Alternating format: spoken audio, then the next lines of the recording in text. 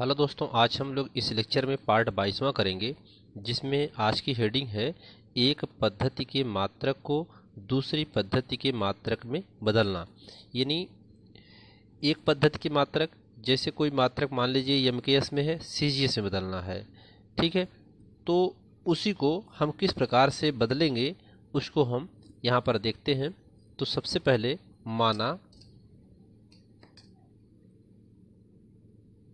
माना किसी राशि का बीमीय सूत्र,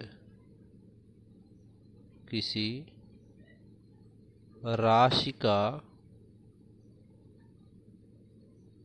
बीमीय सूत्र मान लेते हैं M A L V, capital M है और टी सी है।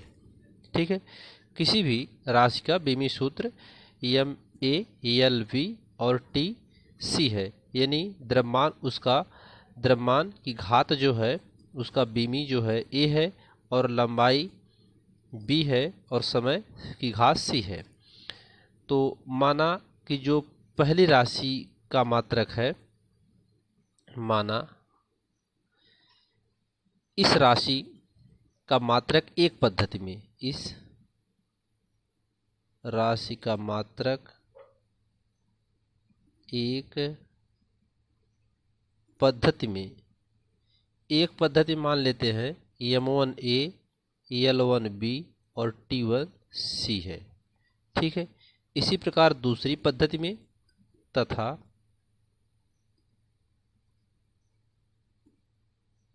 दूसरी पद्धति में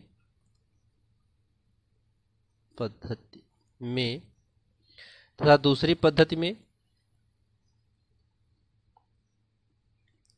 M2A, L2B और T1C है। ठीक है, अब माना कि राशि का निश्चित मान, जो इसका अंकीय मान है उसका निश्चित मान मान लेते हैं। माना राशि का निश्चित मान N1 और निश्चित मान N1 और दूसरी पद्धति में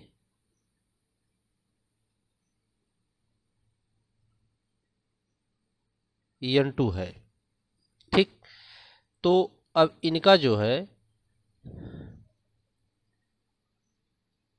एक राशि का जो मान है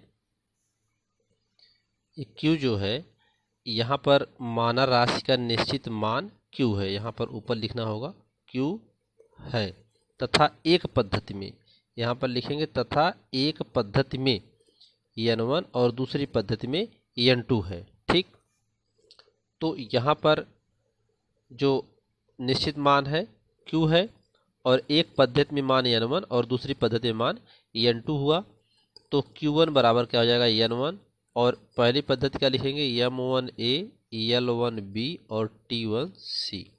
ठीक, और Q2 बराबर लिखेंगे N2 M2, Q बराबर लिखेंगे A, L1B और T1C। यहाँ पर जो निश्चित मान है वो दोनों राशियों का Q है। आंकिक मान N1 पहली राशि के लिए और दूसरा आंकिक मान N2 दूसरी राशि के लिए, और इनका ये बीमीय सूत्र है दोनों का।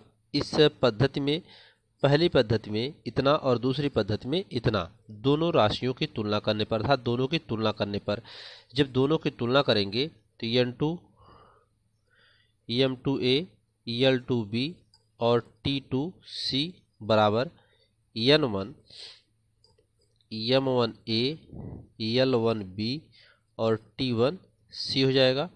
इसके बाद इसको आप लिख सकते हैं N2 बराबर लिख सकते हैं N1, M1A, L1B और T1C लिख सकते हैं, बटे का लिख सकते हैं M1A, L1B, सॉरी 2 है यहाँ पे, और T2C। अब यहाँ पे आप इसको भी ऐसे भी लिख सकते हैं N2 बराबर N1, M1 और M2 की घात ए लिख सकते हैं, गुणे में L1 L2 की घात b लिख सकते हैं, और T1 बटा T2 की घात c लिख सकते हैं। ठीक है, तो ये जो सूत्र आया है, ये जो हम लोग फार्मूला प्राप्त किए हैं, एक राशि से दूसरे राशि में मात्रा को कैसे बदलते हैं, वह जो है इस सूत्र से हम इनके संबंधों को स्थापित कर सकते हैं कि एक राशि से दूसरे राशि में कैसे उसको बदला जाता है। ठीक है, तो आइए इस पर एक हम आपको एग्जाम्पल करके दिखाते हैं। इसमें उदाहरण है, जो इस उदाहरण से आपको पूरी तरीके से समझ में आ जाएगा कि एक पद्धति से दूसरे पद्धति के मात्रकों में कैसे बदलते हैं। उस फार्मूले को केवल आपको याद रखना है। तो जल का घनत्व 1 ग्राम प्रति सेंटीमीटर क्यूब, ठीक है, या 1 ग्राम प्रति घन सेंटीमीटर पढ़ सकते हैं, या 1 ग्राम प्रति सेंटीमीटर क्यूब है। बीमी विधि से ज्ञात कीजिए कि किलोग्राम प्रति मीटर क्यूब में इसका मान कितना होगा। ठीक है, तो घनत्व का बीमी सूत्र हम जानते हैं, उसको आपको लिखना होगा, याद करना होगा। घनत्व का बीमीय सूत्र, बीमीय सूत्र, घनत्व का बीमीय सूत्र होता है दोस्तों m1 लिख सकते हैं यहाँ पर, L-3 और T0 लिखेंगे। बीमी सूत्र में सब लिखा जाता है, M L T तीनों लिखते हैं। और बीमी केवल पूछेगा, बीमा केवल पूछेगा तो L की ही बीमा जैसे आती L-3 लिखेंगे, M L-3 लिखेंगे, T नहीं लिखेंगे। 0 रहेगा तो उसको नहीं लिखते हैं बीमा में, लेकिन बीमी सूत्र में पूरा लिखते हैं M L T। अब यहाँ पर जो हम लोग सूत्र प्राप्त किए थे, इसके पहले सूत्र क्या था उसको लिखते हैं। पहले सूत्र लिखते हैं, पहले सूत्र क्या है, N2 बराबर N1, और क्या आया था M1 बटा M2 की घाते A, और इसके बाद था L1 बटा L2 की घाते B, और इसके बाद था T1 बटा T2 की घाते C।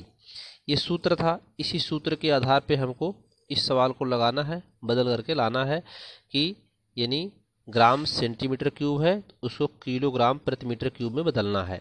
ठीक है, तो हम ग्राम सेंटीमीटर क्यूब को किलोग्राम मीटर क्यूब में कैसे बदलेंगे, इस सूत्र की सहायता से इसमें ये चीज़ को देखते हैं। तो इसमें घात देख लीजिए, तो घात यम पे घात ए है, अर्थात यहाँ पर घात क्या है 1 है, तो ए का मान कितना हुआ 1। ठीक है, बी यल पे यहाँ -3 है, तो यहाँ बी का मान कितना हो जाएगा -3, और सी बराबर कितना है 0। आंकिक मान यहाँ पर दिया है, जल का घनत्व 1 ग्राम, 1 दिया हुआ है, तो n बराबर कितना हो जाएगा 1 जो दिया हुआ है। ठीक है, अब इसमें सूत्र आ गया, तो सूत्र में इसकी वैल्यू रख देते हैं, N2 बटा n बराबर N1। अब यहाँ पे m क्या है, ग्राम है। m यहाँ पर पहले में क्या है, ग्राम है, और दूसरे में किलोग्राम है। तो पहले में ग्राम लिखेंगे यहाँ पे, ग्राम, और बटा यहाँ पर दूसरे में क्या है किलोग्राम है, तो यहाँ पर किलोग्राम लिखा जाएगा, किलोग्राम, और इसकी घात क्या है 1 है, ए है तो मतलब 1 है। अब L1 L2, तो L क्या है इसमें सेंटीमीटर है, L क्या है सेंटीमीटर है, बटा मीटर दिया हुआ है, यहाँ मीटर दिया हुआ है, और यहाँ पर घात B मतलब -3, गुणे समय सेकंड है। इसमें समय जब नहीं रहेगा सेकंड रहता है, तो सेकंड और बटा सेकंड दोनों राशियों में की घात क्या है, इसी घात 0 है। तो इसी घात जब 0 है ये पूरा 0 हो जाएगा, क्योंकि यहाँ पर सेकंड है, सेकंड कटेगा, सेकंड कट 1 आ जाएगा। तो यहाँ पर पहले आगे देखिए, N2 बराबर N1, यहाँ पर इसका मान कितना दिया, N1 की जगह क्या लिखेंगे 1 लिखेंगे, और ग्राम को किलोग्राम में बदल दीजिए। 1 ग्राम में कितना किलोग्राम, 1 बटा कितना हो जाएगा 1000, 1 बटा 1000 हो जाएगा किलोग्राम, ग्राम को किलोग्राम, और बटा यहाँ ग्राम यहाँ कितना दिया है किलो केजी दिया है, तो यहाँ केजी ही लिख लीजिए, 1 केजी दिया तो केजी लिखेंगे, घात कितना है 1।